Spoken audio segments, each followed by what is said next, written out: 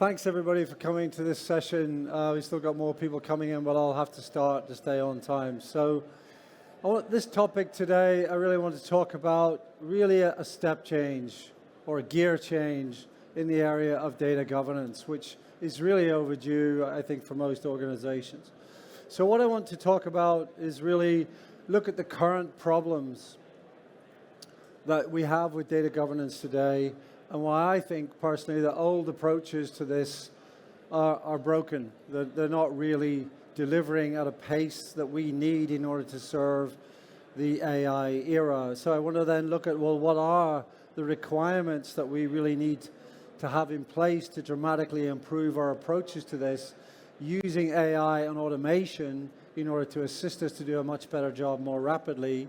I want to look at the need for an integrated and unified active data governance platform, and why certain technologies need to come together in terms of data catalogs and data intelligence and observability and agents in order to help tackle this problem, and also to understand really why AI agents are needed in order to help with this. But we need to know if we're making improvements, and so why we need metrics associated with that, and something called an action framework, a data governance action framework, so that we can monitor if we're making progress in the overall health and security of our data, to keep it governed, to support the agentic era that's unfolding before us, and what we need to do to implement that. So let's take a look at this. So for most organizations today, we are on a journey of producing a number of artifacts, including producing data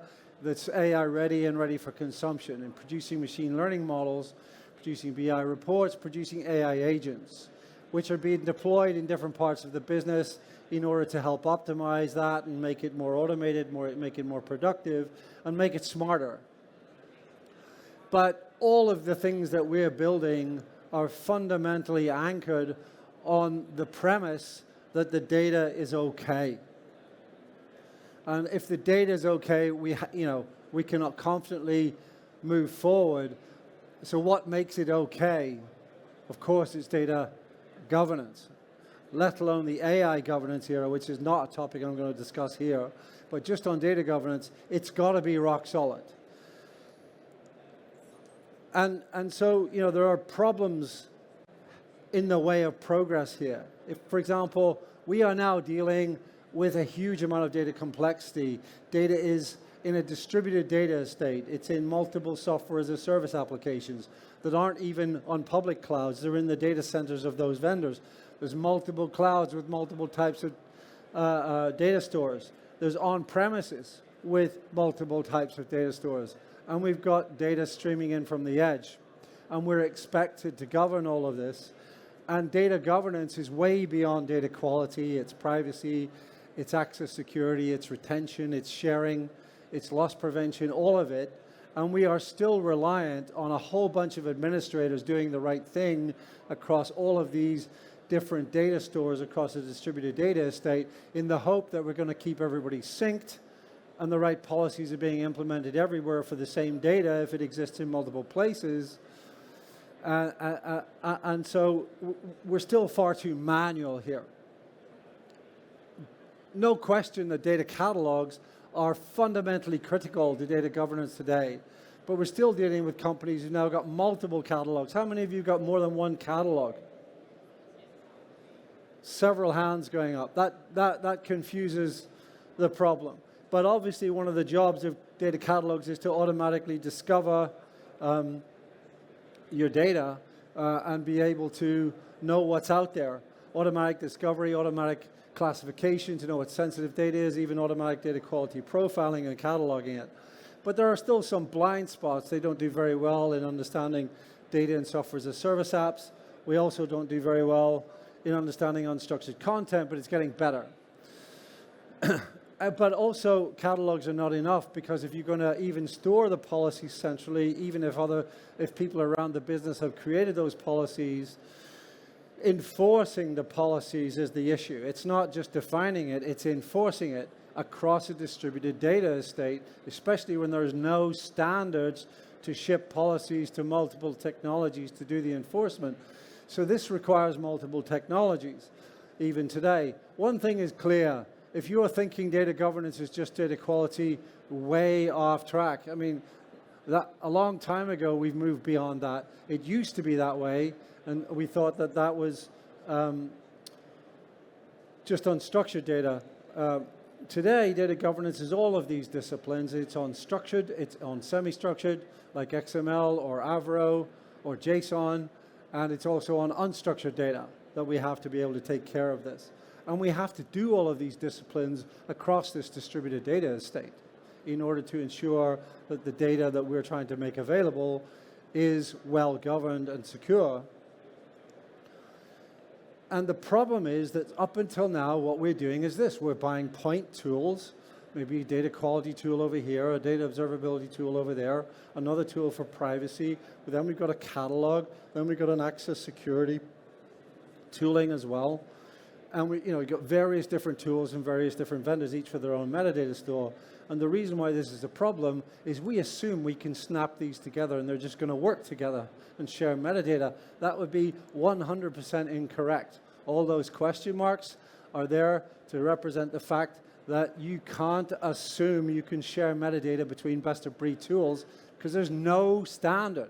There is no standard. And yesterday on the Great Data Debate, I asked all the vendors again, are you going to support a standard? They said, we don't see one occurring.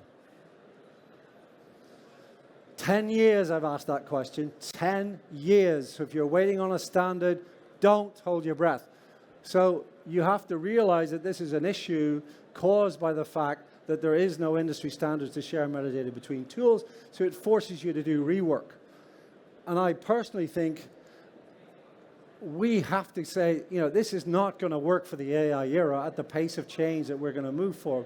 So we need a total rethink around this whole problem. So what are the requirements for the AI era if we're going to get into that? And what is it we need to be able to do? First of all of these disciplines need to get unified on a common platform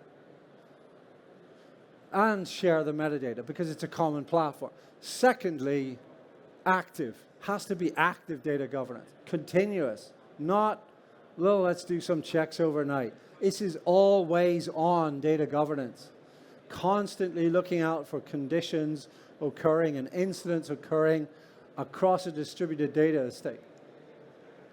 We're way beyond the point where humans can do this on their own. The level of data complexity is so far beyond human capability that you have to recognize we need help. And the help comes in the form of automation, AI automation, and automatic detection using AI to help us solve this problem. So this is a combination of human data stewards and digital data stewards, a digital workforce for data governance.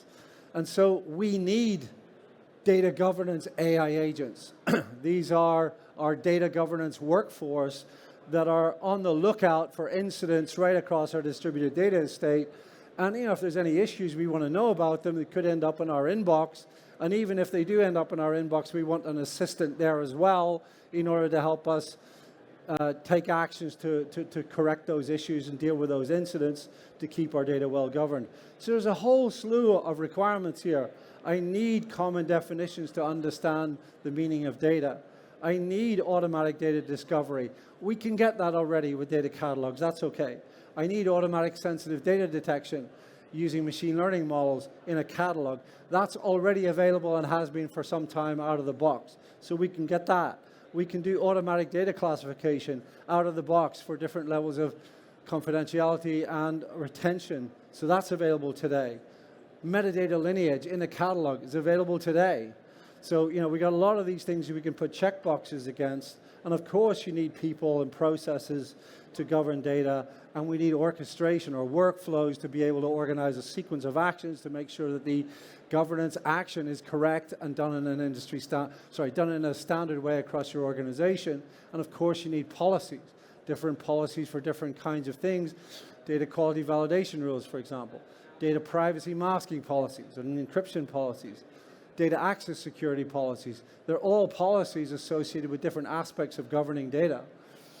And we need to be able to enforce those across those distributed data platforms, and we need to be able to observe and look for any incidents going on and cause actions on the back of it in order to deal with those incidents as we go along. So if you look at the capabilities needed to govern data, we need the capabilities to understand your distributed data estate and what you're dealing with in terms of governing, and we need the capabilities to govern it. But you can't govern data unless you understand what you've got. And so that's why we need both of these. And obviously the capabilities mean enforcing the policies and having the process in place to make sure everything's consistent. And also, the thing that we really need for the AI era is continuous data governance, continuous observability, on the lookout for incidents that can cause us issues with respect to our data, and being able to flag up those incidents and allow us to move and go forward with them. And we need agents here to help us monitor all of that. And we need to bring things together. For example, the catalog, as I said, is already central to the whole data governance problem. We can use it to automatically discover, automatically map data to glossaries. We can use it to automatically classify data and detect sensitive data across all of those data stores without having to do it manually. We can do automatic data quality profiling. Get all that out of the box today, and we can put policies in the catalog to say how to govern certain data. But then we need the continuous bit. We need the observability to be on the lookout for events that would trigger conditions that would flag an issue with respect to data governance, whether it's a data quality issue, a privacy issue, an access security issue, a retention issue. But we need that observability software to know what the policies are and to know what the measures are in order to track whether this is a serious issue or not. And anything that it detects, it needs to flag back into the catalog, and also drive alerts, drive recommendations to humans to say, is an issue here, here's the recommended action, or even take completely automated actions. And we need a triage agent, because there's going to be lots of incidents, and we need to make sure that we can understand the severity of those incidents, rank them all in priority so that we deal with the most severe ones first, and then we work our way down that list. So we need automatic triage. We don't need humans to do that. There's going to be so many issues running in an AI era that we just need it to be automated. And all of the actions need to be recorded so that we can see if we're progressing in improving the overall health and security of your data across a distributed data estate. And if you collect all of that, then you can report on it. And you say, well, how are we doing? Is this improving? Is data quality measures improving? Are privacy measures improving? Are security measures are improving? Or are they going the other way, in which case we need to pay attention to that. And also, we need to understand the kind of AI assistance we need. So I said before, we have multiple tools. We'd like to replace that with a unified AI-powered data governance platform. And there's several vendors on the exhibition floor pushing this right now, no question. But as you can see here, data quality, access security, privacy, retention, sharing, usage, all in the one platform, all on shared metadata with a common catalog, all with a common knowledge graph and common services, so that we scan the data once for all of those disciplines and are able to detect all of these issues. And it's got to be agentic. We are agents to help us create policies quicker, to help monitor things, to help scan things and flag issues on a continuous basis. This is already starting to appear, by the way. Just to pick some random examples, I've got no allegiance to any of the vendors I'm showing you here, but this is an example of Elation, which already has a data quality AI agent. As you can see, there's a Copilot down the right-hand side. You can talk to it and tell it to detect issues and say, please generate the data quality validation rules for the issues you've detected, and it'll go and generate them for you, ask you, is these okay? Can you approve them? And if they are, it'll put them into effect. And so we're using conversation, natural language conversation, perhaps with a data governance data steward, able to use AI to quickly get stuff implemented in order to deal with data quality issues. We need automatic discovery, we need glossary, we need automatic data classification, the governance policies in the catalog, We need orchestration and we need metrics. And by the way, if you look hard enough out there, this isn't stuff you should be waiting on or hoping to find a year from now or towards the end of the year. This is here now. It's here now in a lot of the software that's out there today. But the big difference is we need to plug in AI observability into this. In addition, we got to get health metrics. How do you know if you're improving your governance with all this stuff? We've got to know that it's improving, and we need measures. We need to measure our quality and say, are those controls improving or not? Are the controls that are measuring privacy improving or not? What about access security? What about retention? Are these metrics going in the right direction or not? And if you don't even know what the metrics are, then we're in trouble. And of course, we want all of the controls to be in a common place, and they'll have thresholds. If you're above a threshold, you might be healthy. If you're below the threshold, you might be not healthy, or there might be different levels of unhealthiness all the way down to seriously critical problems if you drop below a certain threshold. But we need to know what those thresholds are. You have to define them. Examples of metrics: percentage of data sources that have been discovered and cataloged, or not discovered and cataloged. The percentage of physical data assets with a description. Maybe you've scanned a lot of them, but none of them have got any descriptions. You'd like AI to go generate those descriptions for you. What about the percentage of terms with no corresponding mapping in the business in the business glossary? That's an issue. What about the percentage of data assets in a data source with no data quality validation rules? I mean, these are helping us to identify where the issues are so that we can take action to resolve those things and start to improve those overall scores. So there's a whole range of metrics that you can create here, and several vendors coming out of the box with a bunch of example metrics that you can start to use. And then when we have to get serious about what I would call a data governance action framework. What we're trying to move towards is not passive data governance that we've had in the past, but continuous, always on data governance. But that means you need to know, what are you monitoring? Why are you monitoring it? What happens if you detect certain incidents? What should the actions be? We need to know a whole bunch of other things around it. For example, are these actions associated with a particular regulation in a particular jurisdiction? But the same data could exist in a different jurisdiction, in which case the policies need to take action to abide by the laws of a different jurisdiction, because your organization could have a global footprint and you need to comply with multiple different legislations. We need the ability to define our policies and rules, and then if we detect conditions, there are data governance tasks that need to be performed to correct those incidents, and even entire data governance processes, so that you are confident that within your organization, if this condition occurs, you have an enterprise-wide standard process to deal with it and sort it out, so that the behavior of taking an action to keep data governed is consistent every time that incident occurs. So there's a whole number of things to think about here. Now you could say, well, we need scores on every one of these disciplines, like how are we doing out of 100 on data quality or for data privacy, but that's kind of looking at all your data. And you kind of think, is that trying to boil the ocean? Probably it is. I think a more focused approach might be to say, well, what are the scores of all of these things for a data product? For example, what's the data quality score for customer? What's the data privacy score for sensitive data associated with customer?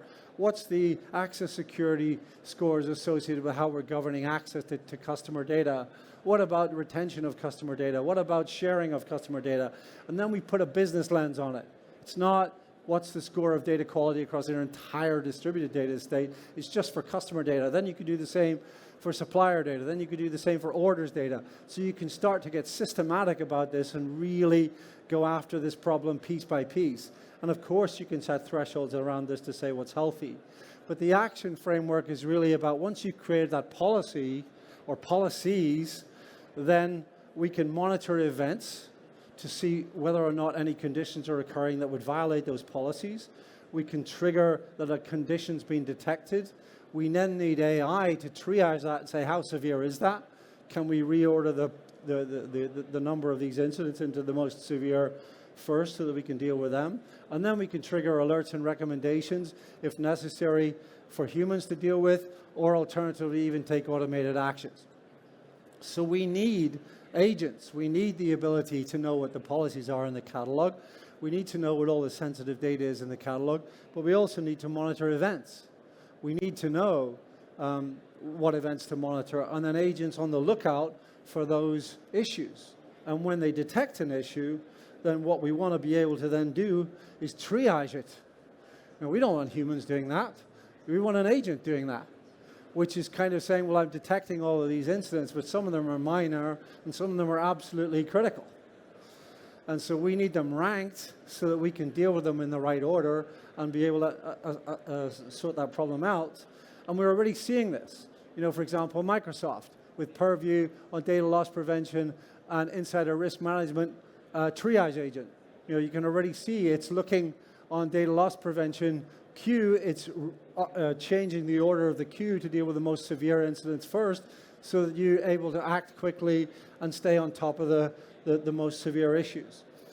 We also need the ability to have our policies and rules defined, you know, in a central place. That doesn't mean they're defined by people who are in a central location. It means people around the organization can participate in defining policies, but we'd like them stored in a common place, and we would like them attached to things like classification labels, and we'd like to group them.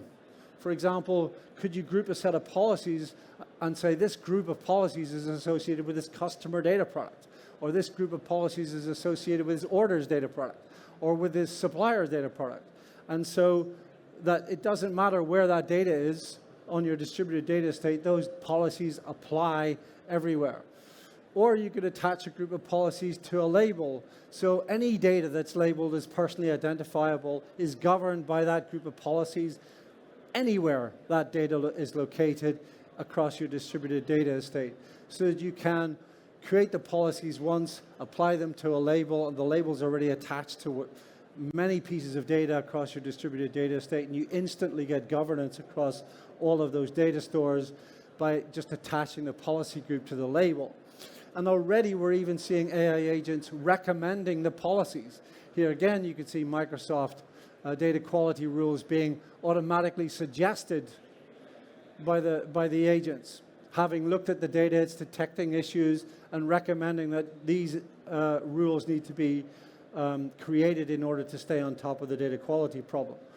Once we have these policies created, we need events and we need actions. Well, events and conditions and actions. Events are things like a new data source got registered. So we then need to understand what's in there, are there any issues in there, and then we can go forward and start to govern it. Or it might be that another example of an event is that, you know, legal department issued a legal hold. That's an event that causes issues around retention, where you have to hold the data even if the retention period has expired because there's a lawsuit in play. You know, there's all kinds of conditions like, or events like this that we need to say, have you got an inventory of those in your organization? Make one, make an inventory of them. And then what are the conditions? If you detect these events, what kind of governance condition is it?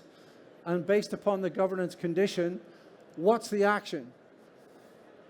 Then you can say, okay, when these events occur representing this condition, these are the actions we're going to take in order to keep the data governed. That's what a data governance action framework should be doing.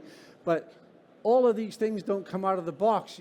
Your job as data governance professionals is to say, what are the events we want to monitor? What are the conditions? And what are the actions that we need to take so that we consistently govern data across our distributed data estate? And some of those actions could be automatic.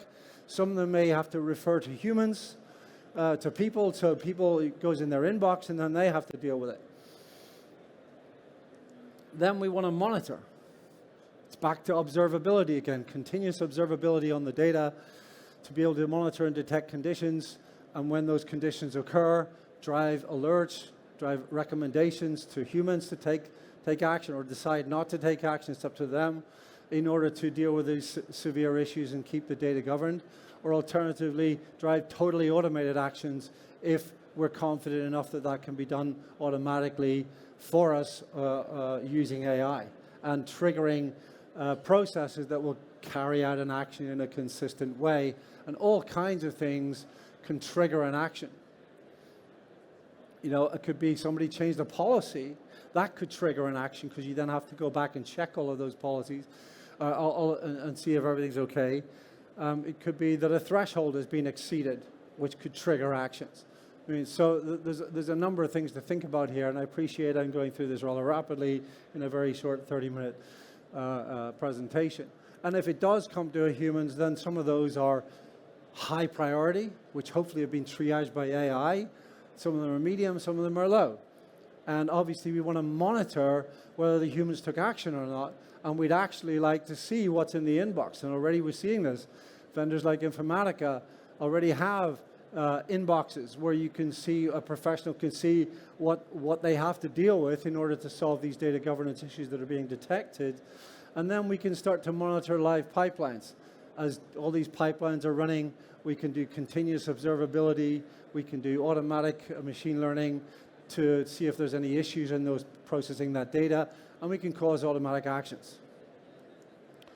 So for example, if a pipeline's running, we can continually collect signals from that pipeline, collect all of that as those pipelines are running, and if there's any incidents, we can trigger the incident, or flag them up as issues, and we can drive those alerts into the catalog. So if anyone wants to come and look in the catalog, you can see the alerts, you can see the incidents right there.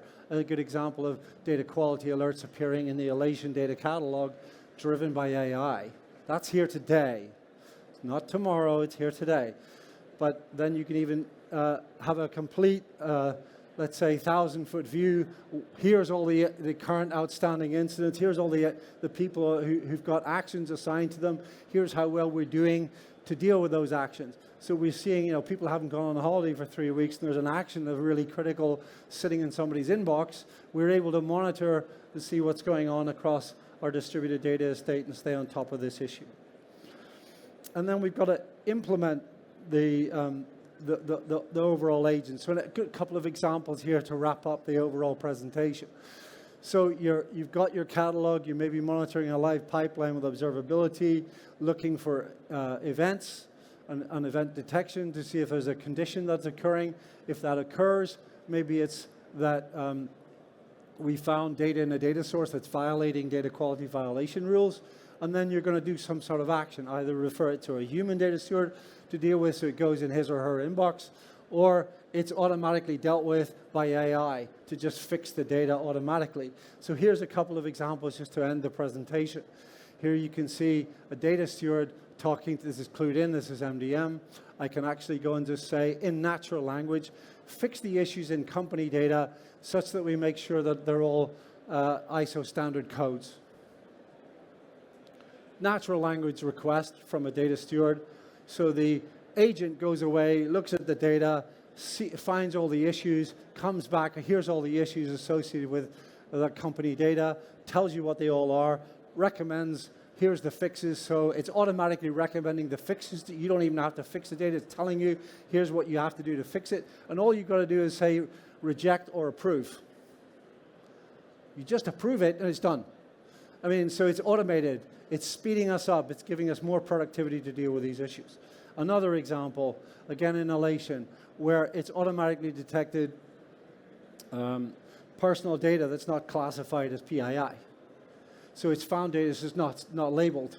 And so it's signaled it up and said there's unprotected sensitive data here, you need to do something about it. And so it's giving it to the data steward to decide what to do. So we're getting AI to work for us to help us solve this problem. So to wrap up then, what I would say is, that's a very short whistle-stop tour. There's obviously a lot more going on here than I can cover in 30 minutes. But I would say this, is it's now critical that we solve this for the AI era. We can't have going off building agents on data that we can't trust and is not necessarily secure. We have to be able to deal with that. But because of the complexity with so many different data stores and so much data around, it's beyond human capability. So we really have to deal with the fact that we need AI to help us solve this, to help us be more productive, and to automate a lot of the tasks that we'd have to have done manually without it. And that we need to make sure that we are implementing this for every data governance discipline, and to make it more manageable, do it by data product. Do it by customer, do it for supplier data, do it for orders data, do it for shipments data. But systematically go around and deal with these things that are critical to helping your business operate. So I hope that gives you an idea of what's coming and what's out there today, and hopefully over the coming year that will help you at least tackle the complexities of your data governance problems. So with that, I'd like to say thank you very much. Thank you.